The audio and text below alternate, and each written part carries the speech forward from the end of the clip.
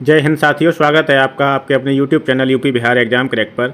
अब तक हमने हिंदी के 33 प्रैक्टिस सेट कंप्लीट कर लिए हैं। आज की क्लास में हम देखेंगे 34वां प्रैक्टिस सेट। ये जो सीरीज चल रही है वो उत्तर प्रदेश और बिहार में होने वाली सभी परीक्षाओं के लिए महत्वपूर्ण है, जहाँ पर भी आपकी हिंदी पूछी जाती है। आज माननीय योगी आदित्यनाथ ने घोषणा की है कि उत्तर प्रदेश में 2 लाख पदों की और भर्ती होगी और बिहार में आपकी 1 लाख भर्ती पुलिस में आने वाली है। आज यातायात पुलिस के भी बिहार में 10,000 पदों की घोषणा की है माननीय नीतीश कुमार जी ने। ठीक, तो भर्तियां आ रही हैं, आप बढ़िया से पढ़ाई करो और सिलेक्शन लो। चलिए प्रश्न शुरू करते हैं। पहला प्रश्न है, निम्नलिखित में से प वर्ड का उच्चारण स्थान बताना है। तो कंठ, तालु, मूर्धन, दंती, ओष्ठ है। तो प वर्ड का जो उच्चारण स्थान होता है वो ओष्ठ होता है। क्या होता है? ओष्ठ होता है। अब देखिए कैसे, क वर्ग, च वर्ग, ट वर्ग, त वर्ग और प वर्ग। क से कंठ, च से तालु, ट से मूर्धन्य, मूर्धन में आएंगे ट वर्ग के, और त वर्ग के आएंगे दंत में, और प वर्ग के आएंगे ओष्ठ में। प फ व, ये आपको पता ही है कि 5 गुणा 5 25 आपके वर्गीय व्यंजन होते हैं। तो एक वर्ग में कितने होते हैं? 5 का ख गा घ या, ये आपके किस में आएंगे? कंठ में आएंगे। ठीक, कोई भी वर्ड पूछ लेगा आप बता दोगे। तो प वर्ड का उच्चारण स्थान होता है ओष्ठ, और फर्स्ट का आंसर हो जाएगा बी। क्या हो जाएगा? बी। दूसरा प्रश्न है, निम्नलिखित में से किस वाक्य में विराम चिन्हों का सही प्रयोग नहीं हुआ है? तो इसमें हे प्रभु मुझे शक्ति, तो बिल्कुल सही है। वह घर आया या नहीं, ये भी सही है। राम राम उसने यह क्या कर दिया, तो ये राम राम जो है इनमें दोनों बार विस्मयादिबोधक चिन्ह आएगा। तो सेकंड का उत्तर हो जाएगा सी, यही वाला गलत है। राम, उसके बाद फिर चिन्ह, फिर आएगा राम, फिर चिन्ह आएगा विस्मयादिबोधक। ठीक। थर्ड है, गाय कौन सी संज्ञा है? गाय में पूछ रहा है कौन सी संज्ञा होती है? व्यक्तिवाचक, जातिवाचक, भाववाचक, द्रव्यवाचक। तो गाय में आपकी हो जाएगी कौन सी संज्ञा? जातिवाचक संज्ञा हो जाएगी। और थर्ड का आंसर हो जाएगा बी। क्या हो जाएगा? बी। फोर्थ है, मैं स्वयं वहीं से आया हूँ। इस वाक्य में अधोरेखित शब्द का सर्वनाम का प्रकार बताना है। तो इसमें हो जाएगा मैं स्वयं, स्वयं में क्या हो जाएगा? निजवाचक सर्वनाम हो जाएगा। और फोर्थ का आंसर हो जाएगा सी। क्या हो जाएगा? सी। पांचवा प्रश्न है, एक वाक्य में विशेषण का प्रयोग नहीं हुआ है, बताना है कौन सा वाक्य है जिसमें विशेषण का प्रयोग नहीं हुआ है। तो देखो, लड़का, प्रबुद्ध, विद्यार्थी हो गया, परिश्रमी हो गया, ये सब क्या हैं? आपके विशेषण हैं। ठीक है, क्या हैं? विशेषण हैं। वह विद्यार्थी है, तो यही जो सब यही वाक्य है, इसमें आपका विशेषण का प्रयोग नहीं हुआ है। तो आंसर हो जाएगा आपका ए। क्या हो जाएगा? ए हो जाएगा। ठीक, विद्यार्थी, प्रबुद्ध और परिश्रमी ये आपके विशेषण शब्द हैं। क्या हैं? विशेषण हैं। चलिए अगला प्रश्न देखते हैं। दिए गए वाक्य में क्रिया ज्ञात कीजिए। शिशु रो रहा है, तो क्या शिशु रो रहा है, इसमें कौन सी क्रिया हो जाएगी? तो इसमें हो जाएगी आपकी अकर्मक क्रिया, और 6 का आंसर हो जाएगा डी। क्या हो जाएगा? डी। सातवां प्रश्न है, आपसे अरसे के बाद मुलाकात हो रही है। इस वाक्य में किस प्रकार के क्रिया विशेषण का प्रयोग हुआ है?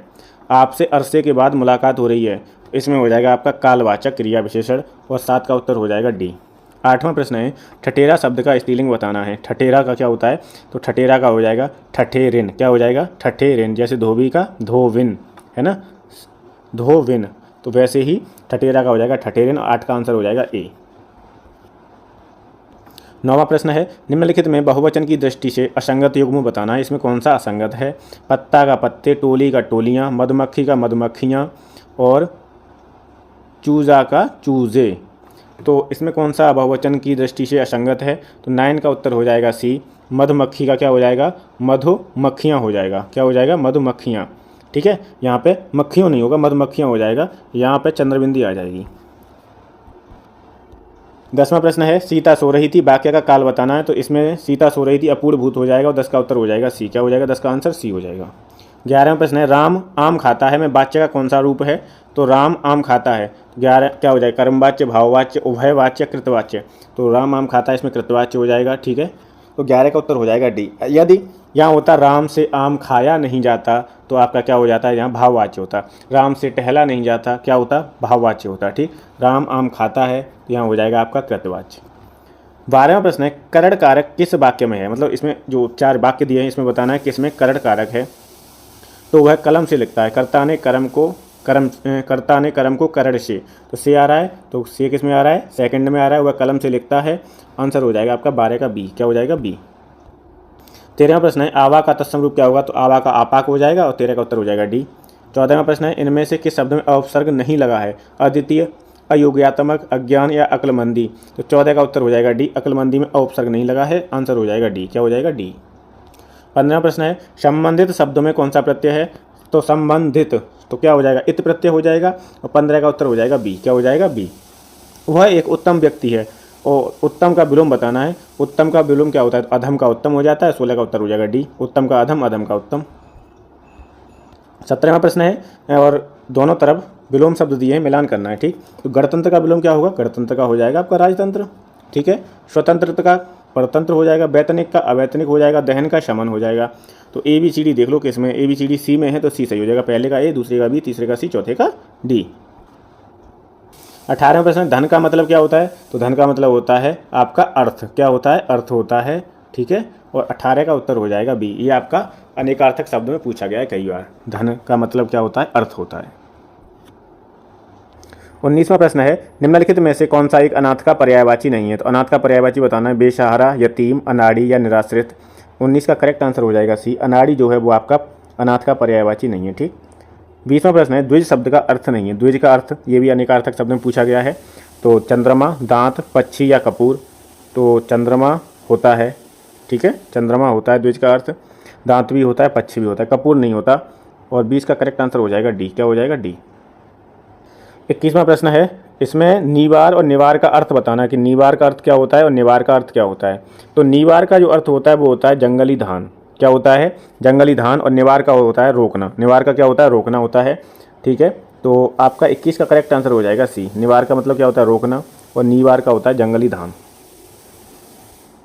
22वां प्रश्न है, पीछे पीछे चलने वाले के लिए क्या शब्द है? तो उसके लिए एक शब्द है अनुगामी। पीछे पीछे चलने वाला अनुगामी। 22 का आंसर हो जाएगा बी। 22 का उत्तर क्या हो जाएगा?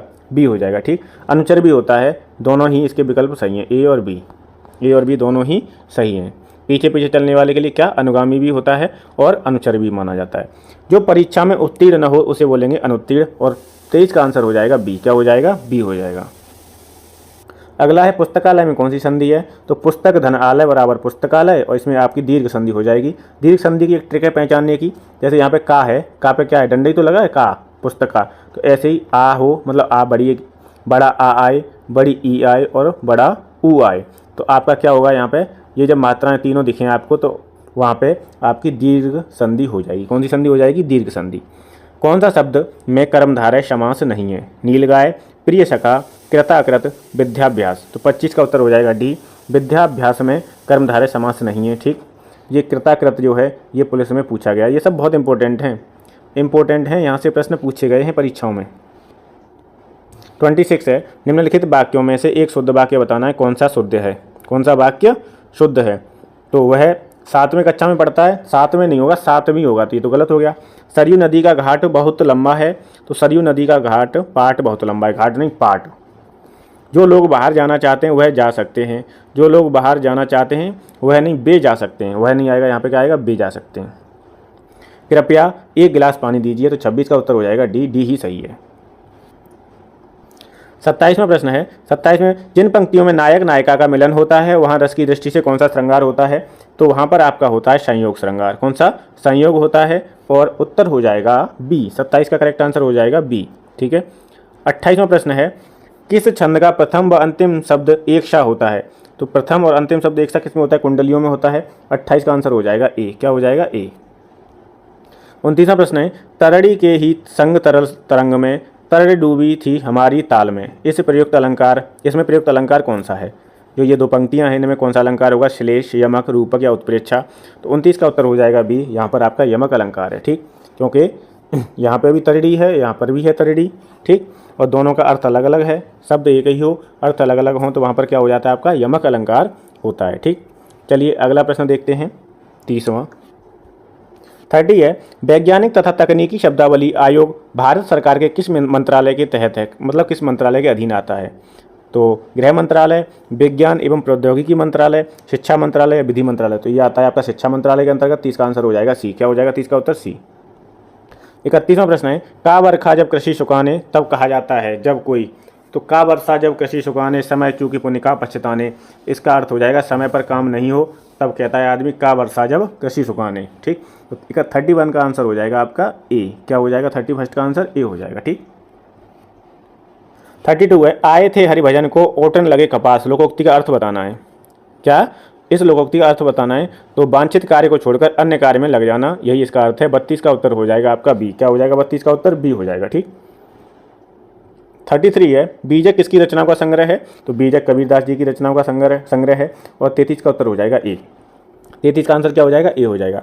बीजक, साखी, सम्मत, रमैनी इसमें हैं, ठीक है। पद्मावत, अखरावट, आखिरी कलाम ये मलिक मोहम्मद जायसी की रचनाएं हैं। सूरसागर, सूरसारावली, साहित्य लहरी ये सूरदास जी की हैं। रामचरितमानस, गीतावली, रामलला, नहछू, कवितावली, विनय पत्रिका, पार्वती मंगल ये तुलसीदास जी की रचनाएं हैं, ठीक। ये तो ये आपका 34वां प्रैक्टिस सेट आपका ये कंप्लीट हो गया है। अगली क्लास में हम 35वां प्रैक्टिस सेट देखेंगे, ठीक है। इस क्लास को यहीं समाप्त करते हैं। अगर ये सीरीज़ आपको पसंद आ रही है तो प्लीज़ चैनल को सब्सक्राइब कर लें और ज़्यादा से ज़्यादा शेयर करें। Thank you so much.